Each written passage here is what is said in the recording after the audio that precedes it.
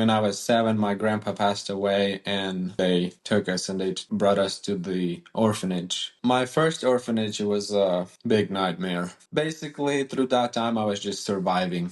When he told me about Jesus, that's when I start, praying. So I would just hide in a bush and I would just pray. Like, honestly, I didn't know what I was doing, but he told me prayer will help you.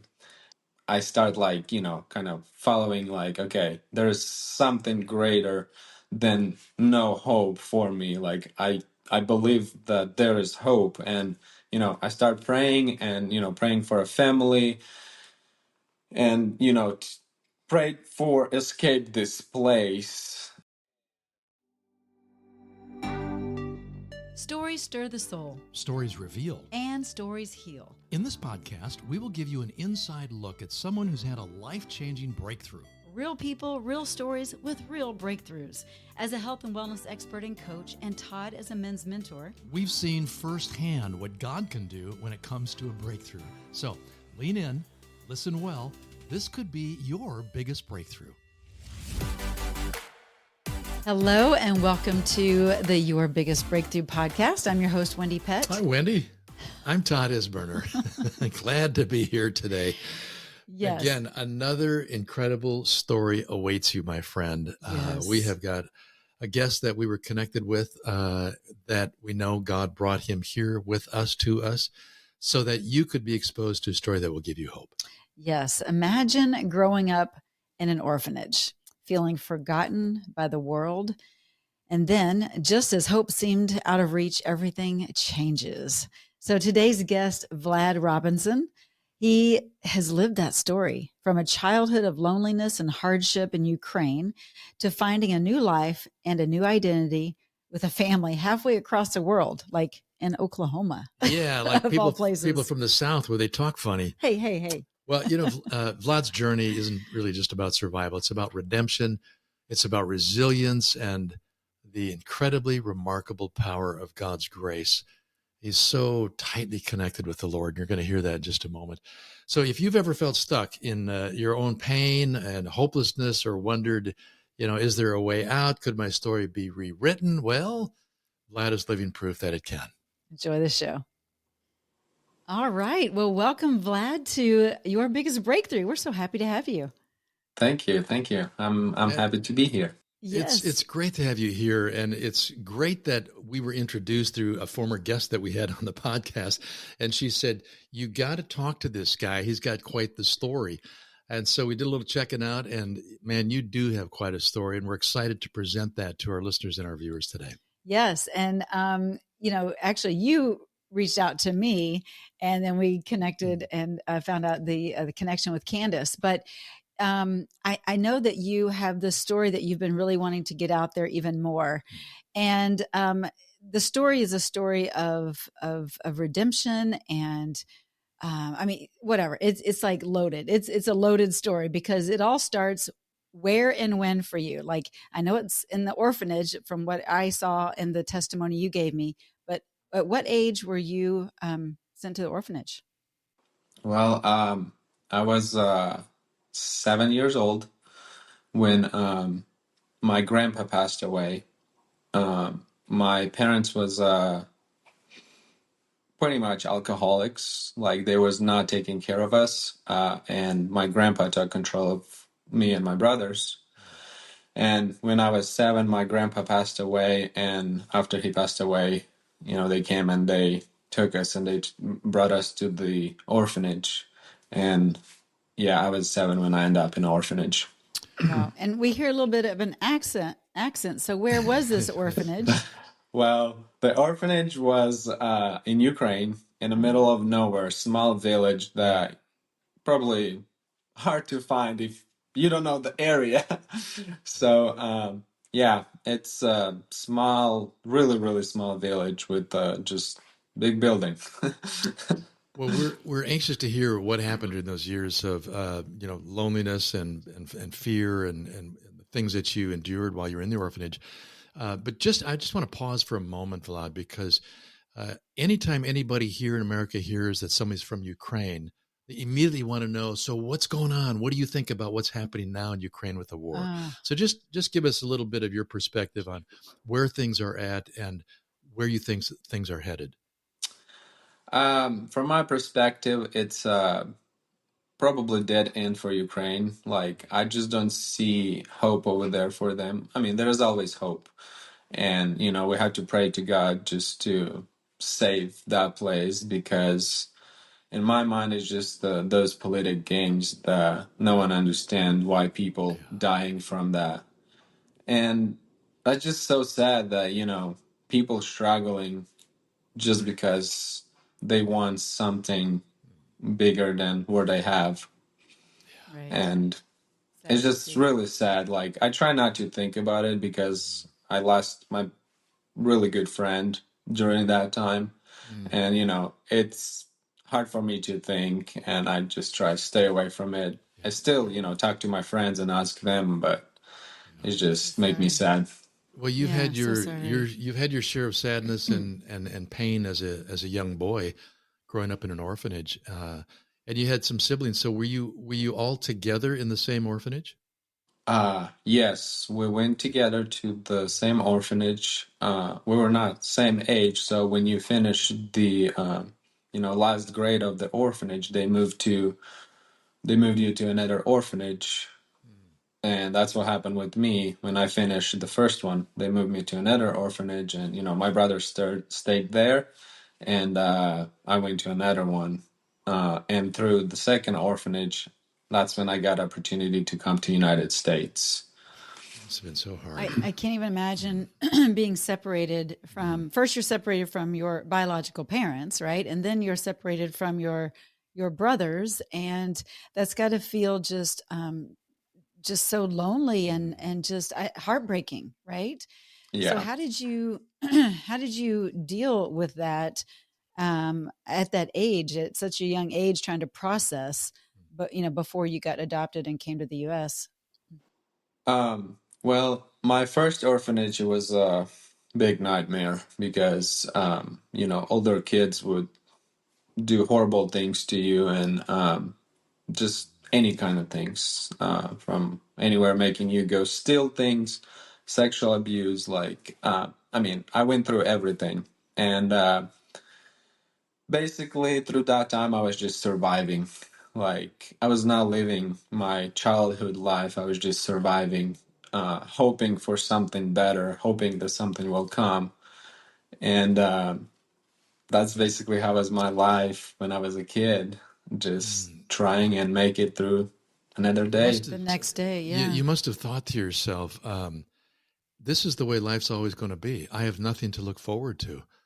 And that must have brought just tremendous sadness and hopelessness for you. But then you get word that there's a possible adoption. Walk us through that. What happened? How did that happen? Um, well, can I tell you a little bit story about how I Please. find Oh out yeah. Oh, about Jesus? 100%. Yeah, we Yes. want to know your So Jesus story. Yeah. in the first orphanage, we would have volunteers who would come and just spend time with us. And there is a man named Doug. He would come every Saturday to our orphanage and just make fun time for us. And I believe in orphanage, they are not allowed to talk about, any religion, nothing at all. But I got like really close with Doug. Like, at the moment, I feel like he's my like dad because, I can call him and I can talk to him about basically anything. But at some point he told me about Jesus in orphanage, and he told me about prayer. He told me things that was not making sense to me, but I still like, okay, what if this will work? What if what he said, I can change my life through that? And so I didn't know what I was doing, right? And so I would just hide in a bush and I would just pray. Like, honestly, I didn't know what I was doing, but he told me prayer will help you. And so I think that was my breakthrough, when he told me about Jesus. That's when I start praying and hiding in a bush from other kids because they would make fun of you if they see you doing something like that. And so through the dog, I start like, kind of following like, okay, there's something greater than no hope for me. Like I believe that there is hope. And, I start praying and, praying for a family and, pray for escape this place and have a good life. And, I was just hoping. And that's how I start like kind of And what thinking age about was that? Jesus. What age was that that you That started was praying? about like, when I was probably 11 or 12, like a few years later after I came to the orphanage. Wow. Well, I think of how beautiful that childlike faith is Mm-hmm. and how God sees you. Like it just makes me want to cry because it's so pure and beautiful. And that's how we are to all come to the Lord with Yeah. that childlike faith. Hmm. And you said, like you said, I didn't know what I was doing, but I just trusted that prayer was the answer. And Yeah. wow. So you've been praying to get out of this orphanage and for your life to be different. And so, at what age did that transpire? Um, well, I still was like, didn't know what I was doing until I came to United States, honestly. When I moved to second orphanage, there's people who was actually coming from the church. So I went to church, but honestly, that was just to have fun and just to escape from something that was, hurting me Sure. and spend time with some people who really understand you and, spend time with you, like felt like real friends. Mm-hmm. And when I accepted Jesus, it was when I came to United States. Mm-hmm. Okay. All right. And I can tell that story too. Yeah, yeah. So, Yeah. well, let's find out though. You're in the second orphanage. You've been praying that you would be able to get out. So, what happened that you actually there's a family in Oklahoma? Of all places. How did that connection happen? Okay, so that's really cool because I believe with all my heart that was prayer because I always wanted to have a family. I always wanted to have a big sister. Like I have just all brothers, Yeah. and I was praying just like for family, for good life, like people that will actually love me, like you know. And through that prayer, I think that's how everything happened because I was really doing in wrestling in this second orphanage, and it was a big city. It was not like small village, so like there's few coaches that really wanted me to join their team, and so I joined the team, and my director in second orphanage, he's like, okay, so you have a really good opportunity over here, like you have potential to be a good wrestler, and through that, like I end up being a good kid. And then there's a organization came to the orphanage, like uh kind of getting like few kids to go to United States for like a host summer or something, like they were just try and get kids to go see what's over there. And they were picking like 5 kids. And somehow I got in that top 5 list to Wow. go to Wow. United States just for 2 months.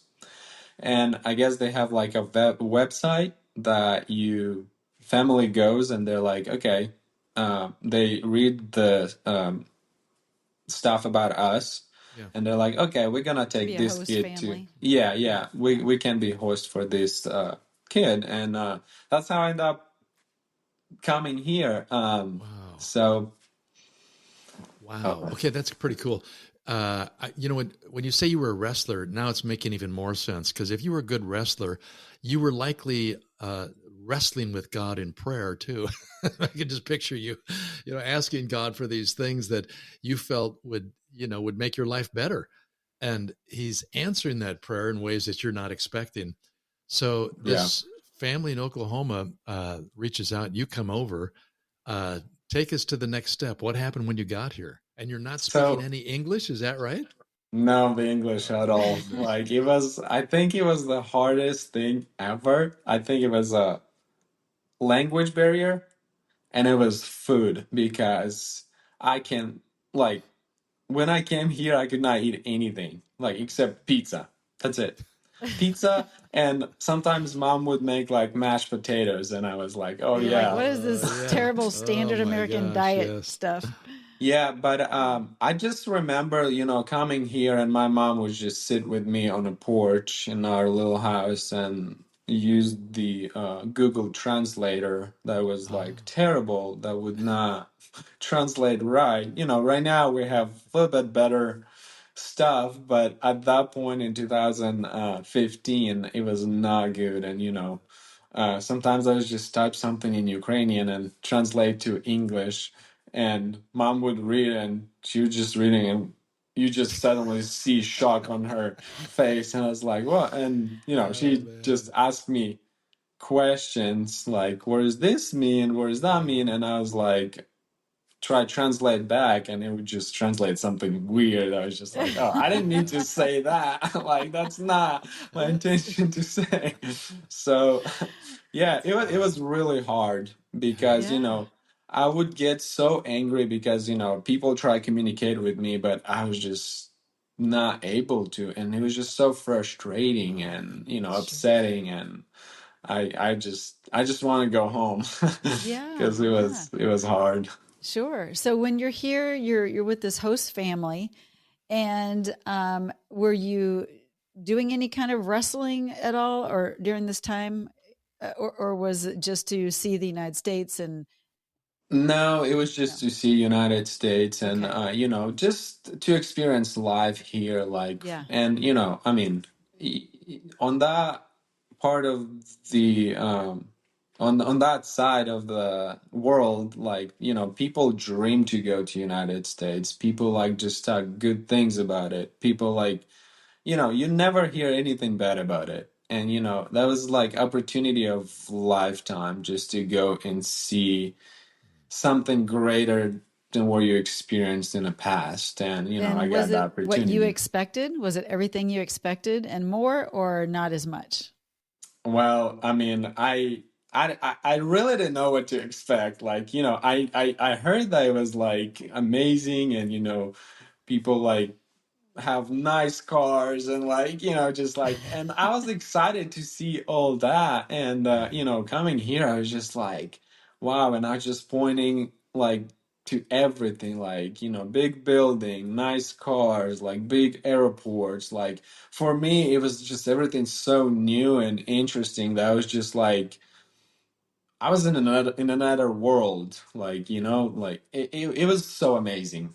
Yeah. So Yeah. you're, yeah, I'm sure things were just swirling around you as you're trying to process what life is like in a new culture and a place you've never been to before. Different But language. tell us more about the Jesus story part of it, because you had a foundation of prayer thanks to, was his name Doug, Doug. who came into the Doug. orphanage? Yeah. Yeah, he was Uh, the foundation. he was the foundation. So now you're here and you've got all these distractions with this transition. So how did God get your attention and what did that lead to? um, so at first, when I came here, my parents took me to church. Like it's a small Nazarene church in I don't know, in small town here. And I start like feeling like I found a family because we go there every Wednesday, every Sunday, twice a day. And spending that time with those people just basically opened me up and like gave me like ability to think that there is people that really care about you, the people that Mm-hmm. really love you. Like, they were just welcoming you all the time, always try, talk to you, always just nice to you, and like something that I never experienced in the past being in orphanage, like because in orphanage no one cares about you. Like it's just you just surviving there. And here, I came here and I just felt all that love, and it was just so amazing. Like basically made me like different like person, almost like, you know, And the to be able to feeling of trust like, somebody again, yeah, right? feeling of acceptance, like the people accepted me like who I am, and like, you know, that's just made my soul like just happy, and like I didn't want to leave. Like, I want to stay here forever. I don't want to go back to Oh. orphanage. Like, it was just something amazing that I never experienced before. So Mm. I just have to stop for a moment because I think you being brought into a Christian community like that, where Mhm. they genuinely loved you, Yeah. can make so much of a difference in a person's lives that I think we sometimes we underestimate the importance of that. Yeah. So I'm just talking to all of us right now who go to church or whatever your environment is. You can't beat the fact that when you show genuine love, people will respond and Yeah. it will bring them closer to God Mhm. because it's expression of his love through you. And that's got to get us all excited about just living it out in love to reach others because we love God and we love others. So I think it's awesome God brought you in that community. Now you're feeling loved, you're feeling accepted, you're feeling these new things. So what happened next? And so, you know, we spend so I didn't tell you so my brothers, they were like in another orphanage, but because you know, I get the opportunity, they had to go to other orphanage and tell them that they coming with me because they cannot separate family who's in orphanage and sent to another country. So I guess it's a rule. That's good. And so they came with me.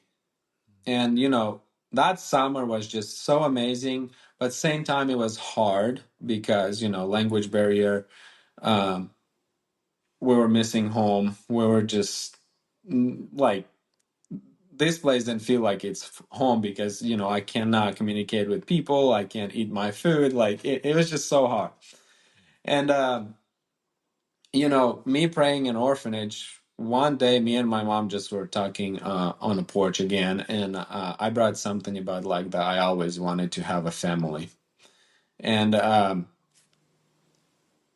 I think what I remember is family cannot talk about adoption until someone from, you know, like me bring it up, and Right. then she can start talking about it. And so I Interesting. brought that up, and, you know, my mom was just like, okay, now we're talking.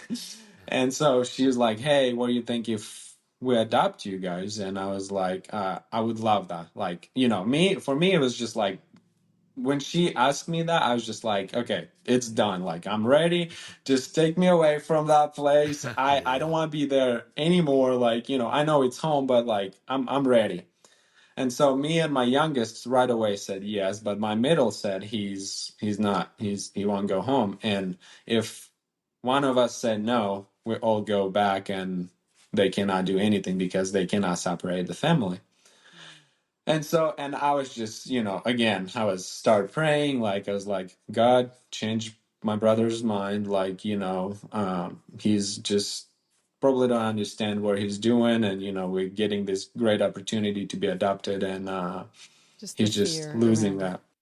that. And you know, so times come to the end, you know, 2 months, and 2 weeks before, my brother come to me and he like, hey, can you tell them that I want to be adopted too? And I was like, yes, I'll definitely tell them that.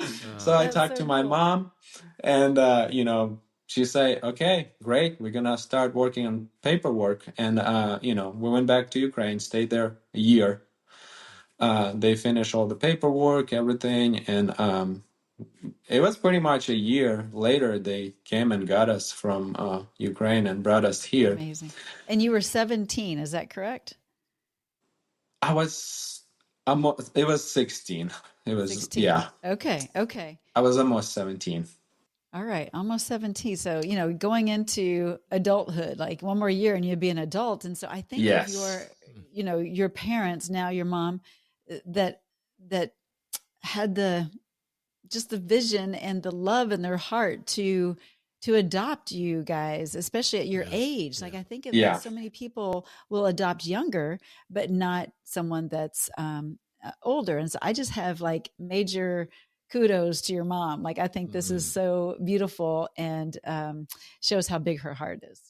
Yeah, and I think that's the biggest miracle for me because, like you say, like no one adopting like, the old and, my parents did and, that's where I saw that it's God's power that like I was just like, when we went back after that summer, I was just like, there's no way they're gonna adopt us. Like, Mm. I think they just said it, but like, I just don't believe it. Like, I'm almost adult. Like, how is this possible? Like, and it was just like, being an orphanage that year, like I was just always questioning. I was just always like, no. And there's like teachers that they're encouraging, like, no, this is not gonna happen. They were lying to you. They're like, just all negative. And like, in my heart, I was just thinking like, yeah, I probably believe that there's no way they're gonna adopt us. So Wow. And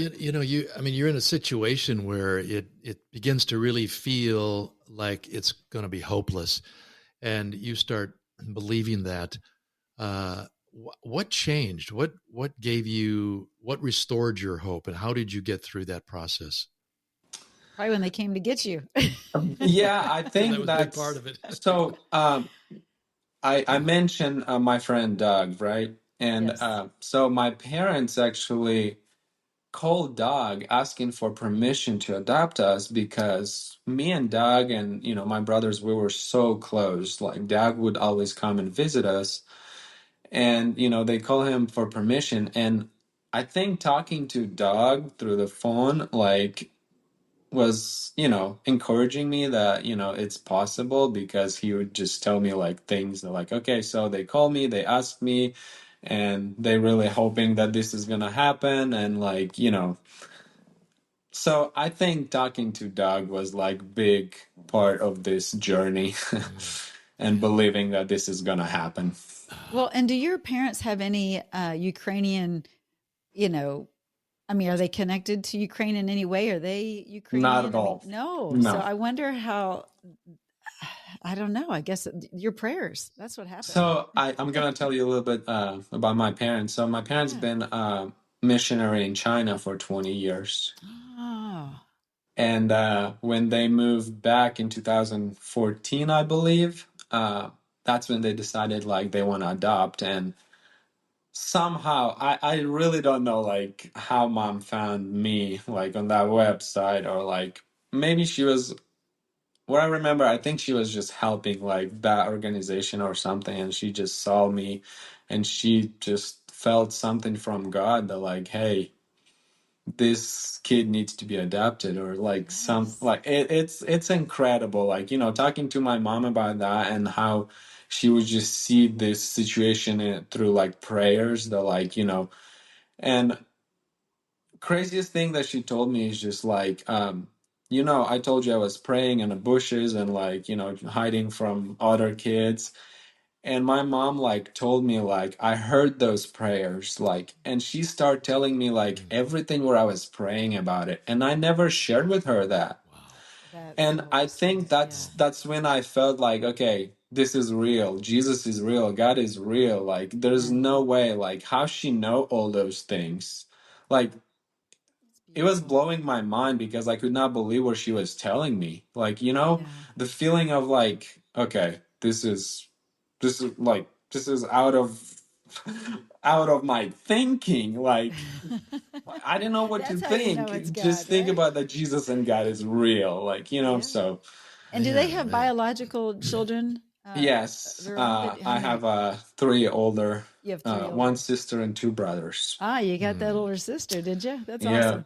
I'm thinking about the people that God brought into your life. The story, number one, Doug. Like we all need to be a Doug We for need, somebody, right. and we Yeah. all and we all need a mom like you have, who really knows how to talk with God, and more And importantly, how to listen. listen to God. I mean, Yeah. oh man, that we would all be able to hear God so clearly that we can make moves that are maybe outside our comfort zone, or doing things that we maybe don't understand, but we know this is what God wants. So Hmm. your parents really are, they're a great model. And we just, we admire them as your hero in Big so time. many ways. And I even think, Todd, like just again, adopting at your age. Yeah, Like, yeah, I that's a want someone to challenge. be It's a inspired miracle. that's Yeah, listening to this podcast, yeah. that it doesn't matter if you've got your own adult children or whatever, but there are children, young and of almost adult age, that need to be adopted, and you can change their life and Yeah. the trajectory of Hmm. their faith and their eternity. So it's beautiful. One more thought that comes up about adoption, because the Bible is very clear that we've Yeah. been adopted into God's family. And Hmm. your story is such a great illustration of Sure that. is. Here are these beautiful parents of yours adopting you into their family, just like God adopts us into his family, so that we can live a life of peace and joy and productivity. So I got to ask you, Vlad, because there are so many people, some who are listening right now, and they feel like they're in just a hopeless situation. Like things are just not going my way. I don't think they're ever going to go my way.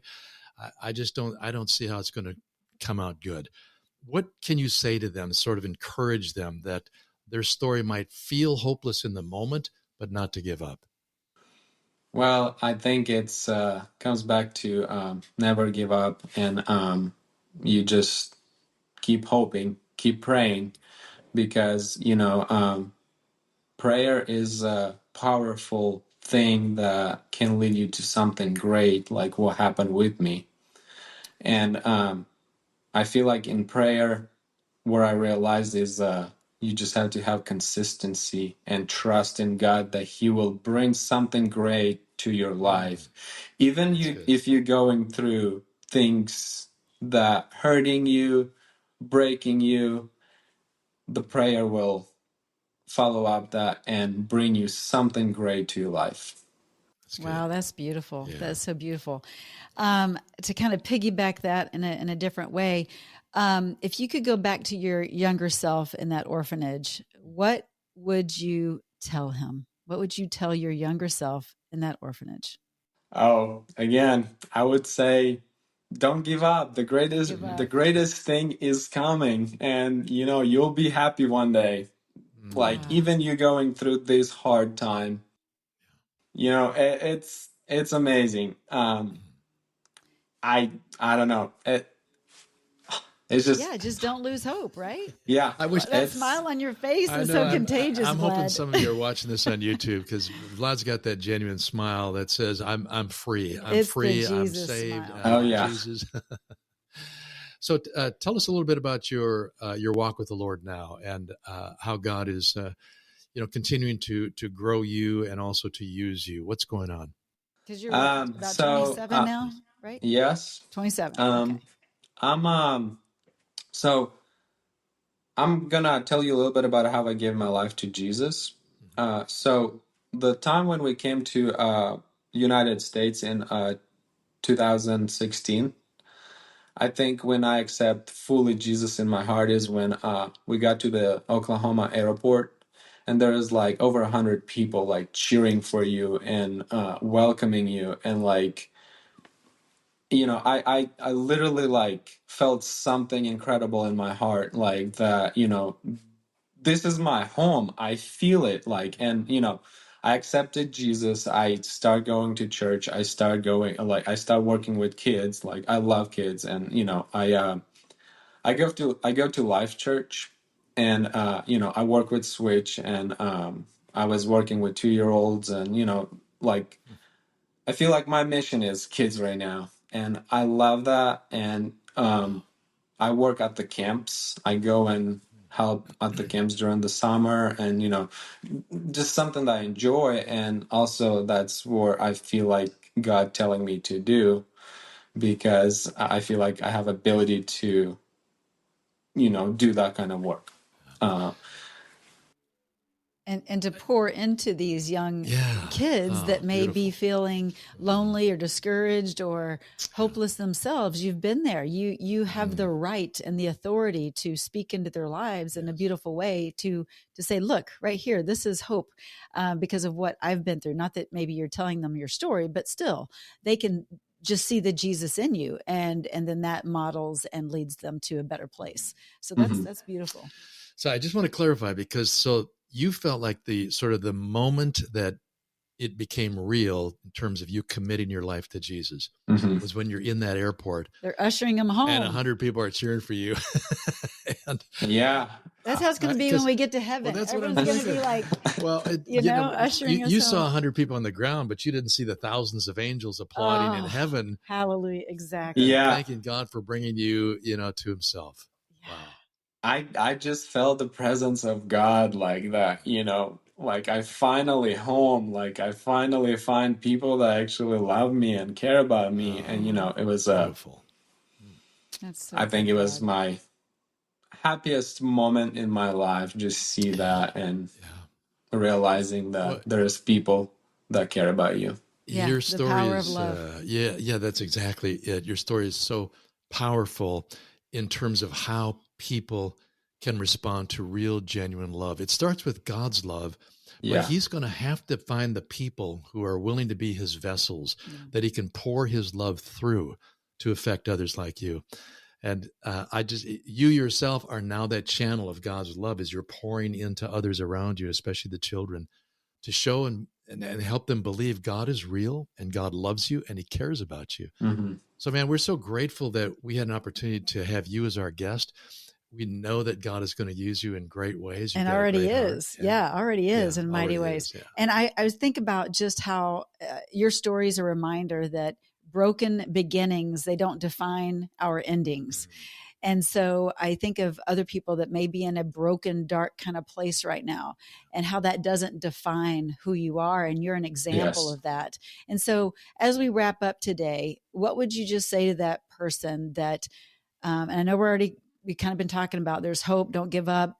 But is there a scripture verse that you really cling to? Is there something that has carried you through that maybe could inspire and encourage them? So I just like to think that, there's always hope for. Sorry, I'm a little bit losing it. I'm nervous, but No.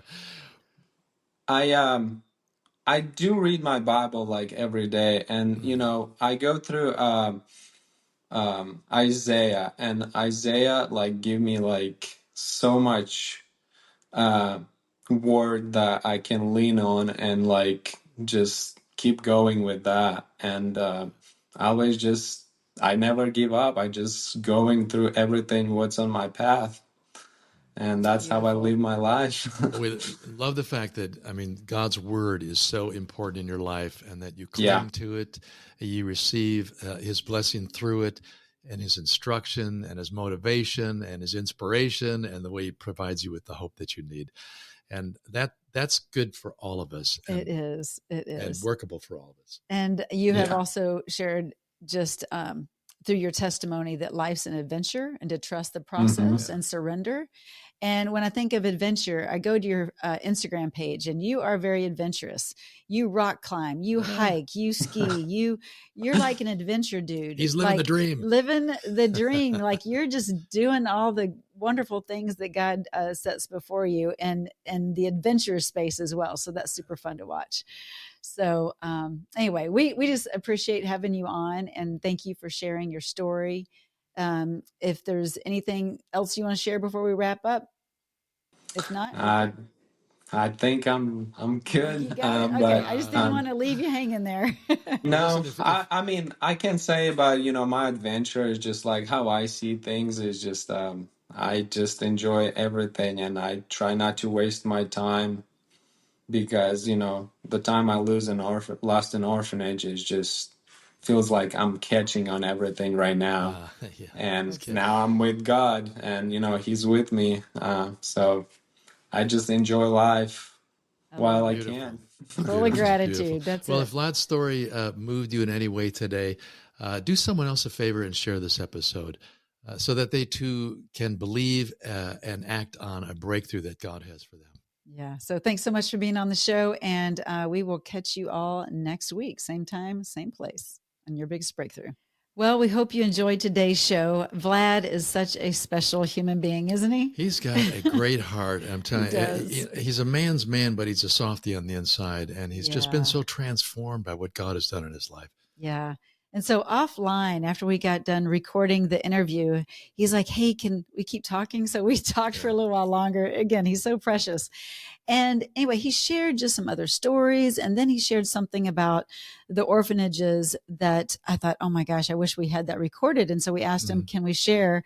And he said, yes. So here's the deal. His heart is broken over those children, so many of which are still, in a sense, trapped in these orphanages. And when I say trapped, it's primarily because of honestly, it's a deception that's going on, not in all of the orphanages, but in some of the orphanages. Yeah. And he even said that he had the opportunity to get adopted 2 other times, but they declined these families. And basically what goes on in these orphanages, which he's got this righteous anger about, which I don't blame him. I mean, I have it now too. I'm just like, oh my gosh. But I guess the people that work in these orphanages, they tell these children lies about people that want to adopt them, saying that people in the United States just want to harvest their organs. I mean, it's crazy. Like, it's just really, really sad and disturbing. And so it keeps these kids in fear, keeps them trapped at these orphanages and continuing down this horrible, wretched journey of this abuse, from sexual to mental to emotional. What child would ever want to be out of an orphanage if they thought that the reality is they're going to kill me and use my organs? So why would they do that? And again, this is not in all the orphanages, not everybody, but there's enough of it going on that it needs to be addressed. Yeah. But they do it because, as you can imagine, Ukraine now, because things are so broken apart, jobs are hard to come by. And these are people who need employment, who work within the orphanages. And that system allows them to stay employed and make a living. And so they sort of cave into whatever they have to do to keep the kids and keep the orphanages running. Right. And that's the sad part about it. So we hope that this podcast opened your eyes a little bit. Hopefully you heard from Vlad's heart. Again, he's so precious, and what the Lord can do in our lives when we pray with a childlike heart. And again, God sees you no matter where you are. If you're hiding in a bush or not, he sees you, he hears you, and he answers our prayers. And Vlad is living proof of that. But I hope that you're also educated in just what we just shared here, that, I don't know, maybe you might be inspired to adopt. I know that's an interesting and bold statement, but kids need adopted. Well, here's your permission slip. Go adopt a kid. Are we going to adopt? Oh my gosh. No, we're not. No, we're not, not quite there, but who knows if the Lord tells us. Yeah.